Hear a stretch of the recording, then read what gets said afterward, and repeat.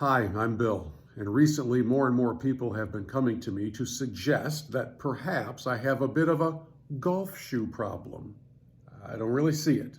Besides, could you blame me? I mean, this stuff from FootJoy is pretty darn remarkable and very hard to resist.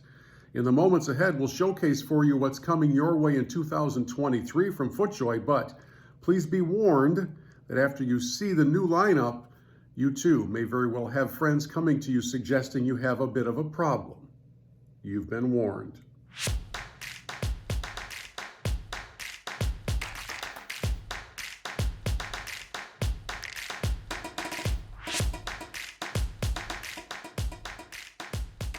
Well, if I'm going to deal with my golf shoe addiction issues, thanks to the folks at FootJoy, the least I can do is bring on one of my enablers. That is Patrick Tribbiano, who is leading the team of footwear in the world of FootJoy. And Patrick, these are pretty fun times in your world, are they not? Whenever there's a new season launch that comes out, I know it never stops, but there's always like this new trip to the showroom to see the latest and greatest. So how are you feeling these days, especially in the weeks coming out of the PGA show?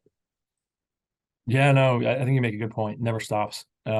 In a good thing. Golf is on a crazy ride for sure. I mean, obviously since COVID, there's a lot of newcomers to the game that have made the game pretty exciting. And then footwear is obviously something that these consumers are looking for. So we're happy. We still continue to lead the way through performance innovation, but we're having some fun doing it too. Incorporating some new styles, but we're always looking to elevate that golfer's game. So a shoe problem isn't a bad thing, Bill. I think that's a good thing.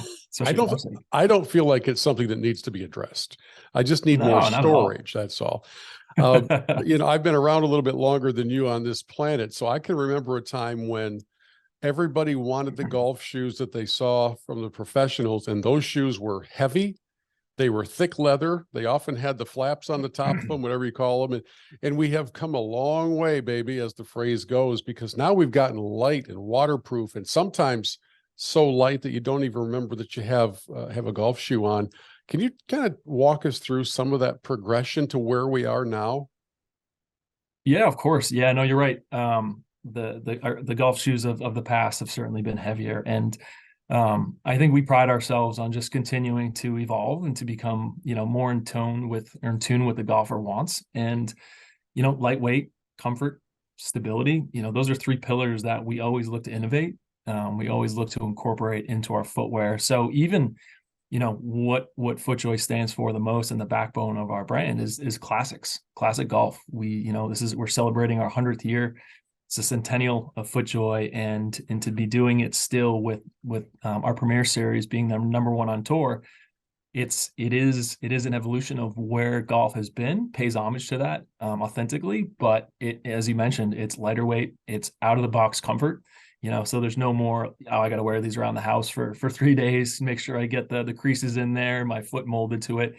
You can put these shoes on right away and you can play comfortably without worrying about any, discomfort. So we're always tapping into the golf consumer, certainly the tour players, and we incorporate all that into our footwear, and our classics, our athletic, everything's pretty much checking right now. So we're in a good spot. We've also, of course, gone from the era of metal spikes to the bigger soft spikes to now, in many cases, the desire is to have a spikeless shoe that you can wear back to the office or to church on Sunday, while still not sacrificing a whole lot of footing. So what are you seeing from a popularity standpoint? What are golfers doing? Are they still going spiked, or are they starting to transition over even more to the spikeless? Yeah, spikeless is a big part of golf now. Like you said, the versatility of being able to potentially wear to work, to the driving range, to dinner after. We launched, Pro SL years ago, which really evolutionized spikeless golf, spikeless traction. Building a spikeless shoe that is just as sturdy as a spike shoe. That really propelled the evolution of golfers thinking about spikeless. In the spiked world, of course, it's still weighed heavily towards spiked, but we take greens preservation very seriously. So we're always, innovating and trying to create something that has just as much traction, but is not going to tear up people's greens. And then our spikeless, we have Versatrex, which is a crazy innovative technology. Propels water dispersion, so you're not going to slip in any condition, and has dual durometers in it. Has TPU, it has rubber. So like you said, you could wear it on the course, be completely comfortable and not slip, and have a true performance golf shoe. But you could also wear it to garbage inc at the 19th hole, because it has the rubber traction to keep you from slipping. So we're going to continue to evolve, and as I keep mentioning, innovate spikeless traction, because there are those consumers. It's not 50-50 yet, still spike, but spikeless golf is definitely a significant part of the game. Well, the shoes are beautiful. So if you can wear them in more than one setting, obviously that's a win for everybody. I'm also intrigued by the desire on the part of a lot of golfers to emulate what they see on TV. So we go and get the same clubs. We'll often go and get the same balls. We'll get the same hats. And some guys that should never be wearing the Ricky Fowler tight shirts are still going out and buying the mediums, even though they need a double XL. But in the world of shoes, you can wear the same thing that the top names in professional golf are wearing. Those guys, however, they're not going to go spikeless during competition, because they are generating a whole lot more torque than my slow swing. That's for sure. So sure. How do you advise the amateur golfer who wants to look really good, wants to look like their favorite golfer? How do you advise them to shop the most wisely when it comes to their shoes? Yeah, no, that's a good question. I mean, there's a lot that goes into how you recommend what you recommend for a golfer. It comes down to personal preference too. Everyone has different swing speeds. I'm in your camp. I don't have the 180 mile per hour swing speed, so I could wear both. But there are tour players that do wear spikeless. Pro SL spikeless was the number one shoe on tour for years, and it's our 1B. Once we launched Premier Series, that quickly became the number one. But there's spikeless traction that will withstand a tour level swing speed, and I think that's where we look to aim and hit. And of course there's going to be multiple styles. We have the best breadth of product in the line, so we build to every kind of golfer. And to have a shoe that you can wear, of course, to the course, but also after, is, we understand that's important. And as I mentioned earlier, the influx of new golf consumers into the game over the last couple of years, we've seen kind of some of that casualization of golf, not only from the styling, but you're seeing almost more sneaker athletic type shoes. You're seeing hoodies out there, right? So it's a different. You see hoodies, you see joggers, and that's okay. That's great. It's great that the game is evolving, and it's our job to make sure we have our finger on the pulse and we understand what consumers are looking for. So yeah, it's funny because spikeless can still hold up with tour players depending on what level you're willing to put into it. I still remember, I think it was 3 years ago, the first time that I was introduced to your MyJoys option on the website. And for those of you who aren't aware, that is literally through the FootJoy website. You go and design your own shoes. You go and design every aspect of the shoe, all the way through from the base color to the accent color to the shoelace color, to whether you want laces or boa, whether you want to go put a monogram on the side or some sort of a logo. Man, I'll tell you what, Patrick, I got so carried away the first couple of times. I think I designed shoes that I would never wear, because now I'm like, what was I thinking? Because it's just so fun. Are you seeing a lot of engagement in the MyJoys side of things? Yeah, MyJoys is an amazing competitive advantage that we have in industry. I've tried many times to design a shoe that I could wear, but that's why we have designers. That's why I lean on our design team to help us with that. But the personalization of it and the ability for a golfer to go on there and create something that's truly one of one is very unique. A lot of self-expression that you can have through MyJoys. And we offer a great variety of product too. We offer spikeless, we offer spiked, we offer those classic shoes that you can put in a little younger twist with some pop colors. So it is, as I mentioned, it's a competitive advantage for us. We love it, and again, it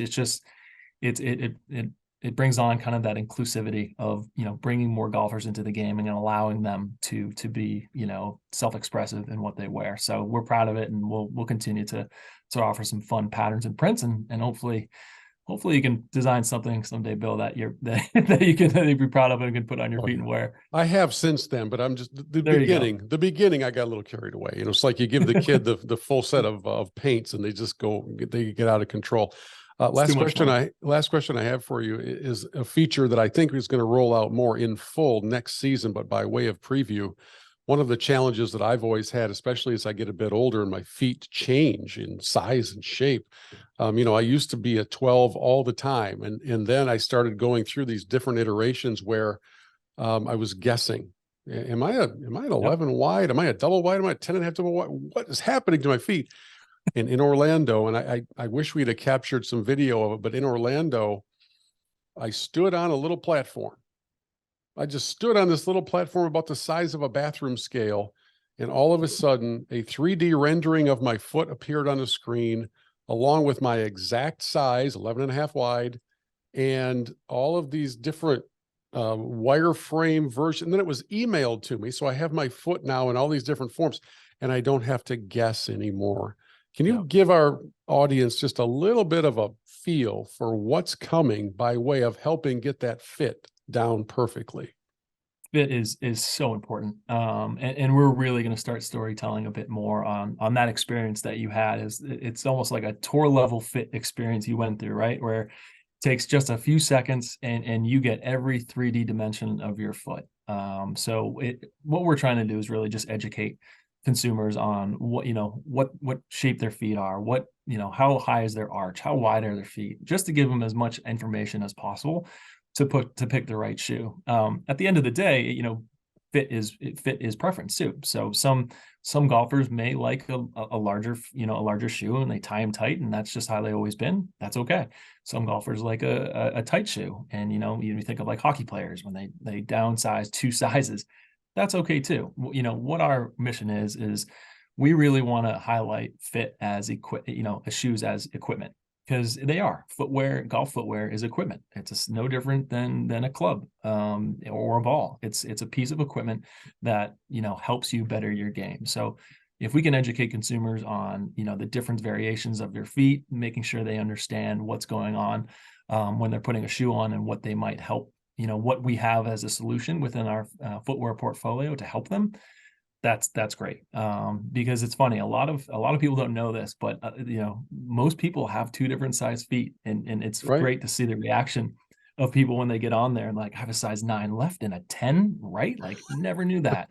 And those reactions are fun, but it's an experience. It's, again, educating consumers to make sure that they understand what's going on. We'll arm you with as much information and detail as possible, and hopefully give you a recommendation within our line that helps fit you the best, because you're right, feet do change. Feet, over years they warp into different shapes, and we understand that. So if we can help in any way to help get you into the right footwear, that's our goal.